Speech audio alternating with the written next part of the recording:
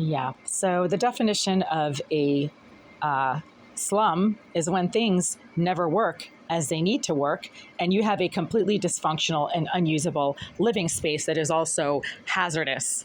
So right now, I can't use the water to this tap because once again, it has developed a very tacky, gritty, gluey, sticky, thick residue in it. While I've been trying to fill up this water bottle to use it for drinking, it always happens when I try to fill up water bottles or a wash basin to wash my clothes or, I mean, this water is intermittently unsafe and unusable. And the hazardous contents of the water to this tap appear to be intermittent and deliberately propagated only when I happen to be trying to use that water for ingestion. So right now I'm trying to get water to drink. I can't do that because the water to this tap is so gritty, sticky, tacky, and gritty that obviously there's an additive to it that is preventing it from being safe and usable. I mean, even if you were just trying to rinse your hands are so sticky and tacky and gluey, you need to use something else to rinse your hand off or to wipe your hand off with a cloth or something like that. I just left a voicemail for the Greenville group because while I'm trying to use this water and it has a tacky, gritty, gluey residue, and also it intermittently stinks, earlier, maybe an hour ago, it was stinking so foul that I had to shut the tap off. And then, of course, the stink goes away as soon as you shut off the tap because the stink is coming out of the tap. It's not coming from anything that you're trying to use or rinse off. Right now, all of my dishes are clean. I have soap and a clean sponge that I use. The sponge regularly gets sprayed down with rubbing alcohol, so the smell isn't coming from the sponge. It's also not coming from anything I have on or around the sink. And it shuts off. The smell goes away as soon as I turn the tap off. And it doesn't occur when I go down the hall to the common bathroom to try to get clean, fresh, safe water. And the water to the common bathroom never has a stink, and it doesn't have that same gluey, tacky, gritty residue that it constantly seems to occur from this tap when I try to fill up water bottles or when I try to fill up my wash basin to try to wash items in, like socks, things that go right against my skin. All of a sudden, that's when the water to this tap stinks so foul that obviously it's being contaminated with something. And if you're one of these psychos who the Greenville group likes to rent to and house in this building complex in large numbers, then you already know what to do to contaminate the water to someone's tap. And what you do is you go to a hardware store, you purchase a $17 saddle valve, you find the intake pipe where it's located in the wall, and being a structural engineer who gets paid to take care of problems, as she claims, Ms. Jasmine Irizarry, who has bragged about how she's contaminating the water to this tap, can easily clamp a saddle valve around the intake pipe to this tap and then cause it to be contaminated with whatever Ms. Irizarry feels like pumping into it, which these days seems to be a lot. There's also a leak underneath the sink, and there's moisture pooling under here. I don't know where the moisture is coming from, but one of the valves right here, if you touch this, there's like water dripping from it.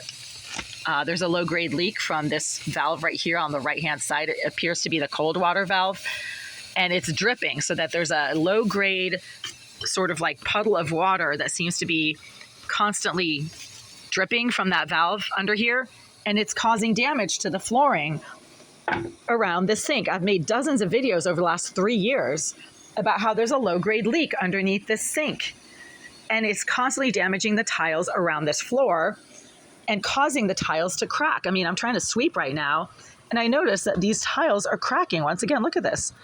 They just replaced these tiles a year ago, maybe, and there's already signs that the flooring is soft, and if you walk on this floor with hard shoes, it starts to crack the tiles because the flooring is soft and water damaged.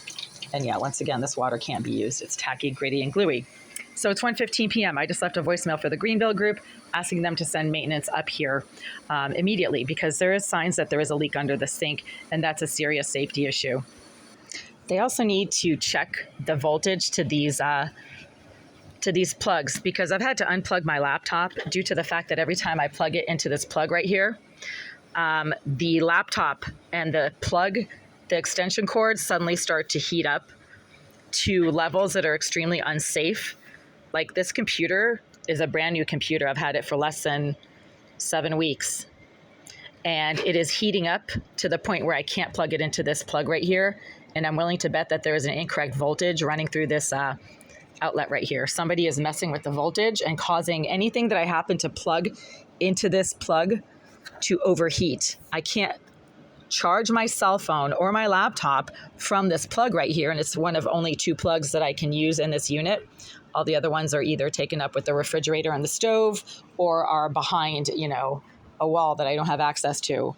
So this laptop was in danger of like overheating 15 minutes ago when I had it plugged into the wall.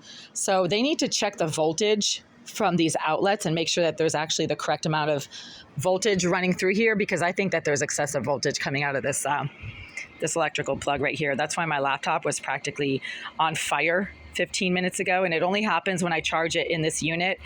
It doesn't happen when I go to an office center or the library and charge my laptop. Those plugs are fine. So the problem is not with the laptop, it's with the plug that you're seeing right here. The other issue that has been going on for 2 weeks now that the Greenville Group seemed to have just resolved as of yesterday is the heat that they've been blasting throughout the 4th floor of this building every day, even though the heat outside is warm enough that you shouldn't have to have the heat on. So right now it's 90.9 degrees in here. I'm assuming that the external Boston temperatures are right around 90 degrees, but let's check. Yeah, so as usual, my digital thermometer is right on the money. It's 92 degrees outside right now, but because I have the curtains drawn, it's probably like a degree or 2 colder in here than it is outside. But my digital thermometer is always exactly what the Boston Google weather report says that it is in the surrounding immediate area. So right now it's Tuesday. Again, it's Tuesday, August 12th, 2025, shortly before 2 p.m. And my digital thermometer has just confirmed that it is completely accurate in its digital readings by showing exactly the temperatures in here that the Boston Weather Report says are occurring outside. Exactly on the money, 91.4, and Google Weather says it's 92 outside in Boston right now. So I don't even have to calibrate this digital thermometer. It is completely accurate. It matches exactly what the Google Weather Report says is happening outside these windows. So the temperature in here is exactly what the temperature outside is according to Google Weather, and it doesn't deviate, 91.8. So it's just about 92, 91. I can't see what that is. What the hell? 90, yeah, 91. So you know what? 1 degree of difference between what Google says the temperature is outside in Boston, and that's obviously an average, and the temperature right here, right outside the window. So this digital thermometer is completely accurate. So now let's compare what I've been recording and documenting is happening in here with what might be happening outside of this unit. So does the tap water down the hall in the common bathroom stink like what it was smelling like earlier, which was like vomit? Let's see if the tap water smells like vomit. The same vomit smell that keeps coming out of my kitchen tap, even though nothing I have around it smells like vomit. And I do not smell like vomit. And when I shut the tap off in my kitchen sink, the vomit smell goes away.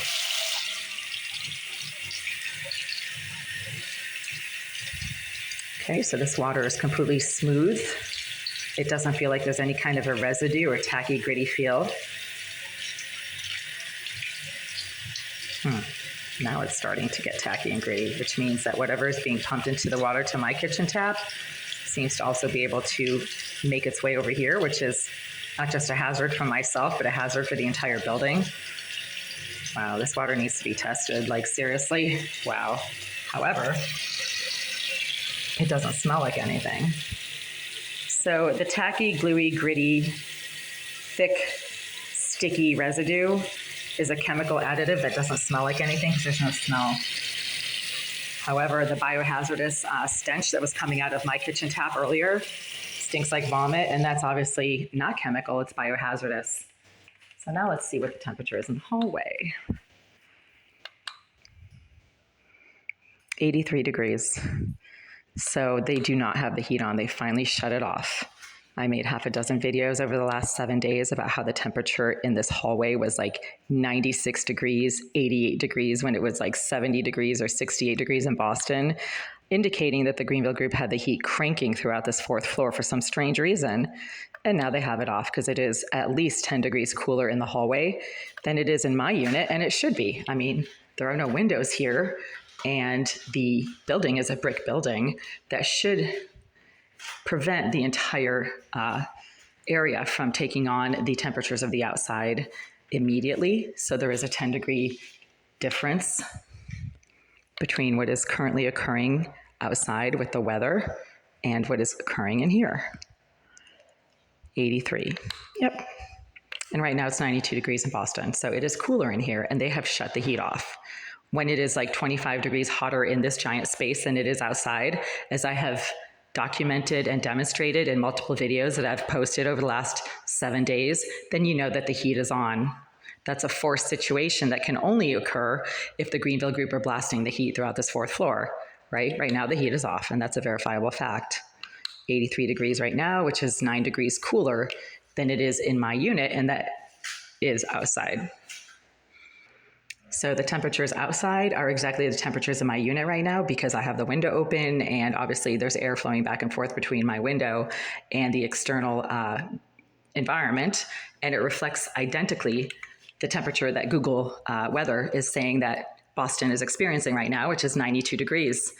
And now in here, it is 9 degrees cooler, as it should be, because the Greenville group should have the heat on when it is this hot outside. But last week, they had the heat cranking throughout the 4th floor. And so the temperature in the front stairwell was 96 degrees when the temperature outside was 68. And that's just obviously a sign that the Greenville group's dysfunctional heating system had kicked in for some strange reason, and they were refusing to shut it off. But finally, as of yesterday, they have turned the heat off on this floor anyway.